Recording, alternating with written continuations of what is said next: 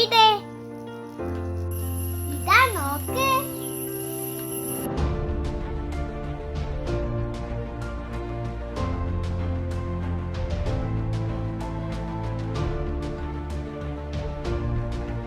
Hey, നീ എന്താണ് ചെയ്യുന്നത്?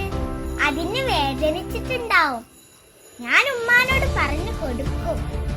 താത്ത ഉമ്മാനോട് പറയല്ലേ. നല്ല കുട്ടിയല്ലെങ്കിൽ ഞാൻ ഉമ്മാനോട് പറയും.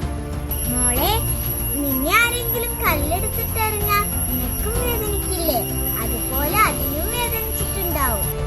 നീ ചെറിയ കുട്ടിയല്ലേ, അറിയാതെ ചെയ്തതാണെങ്കിൽ ഇനി ചെയ്യരുത് കേട്ടോ. സോറി താത്ത, ഇനി ഞാൻ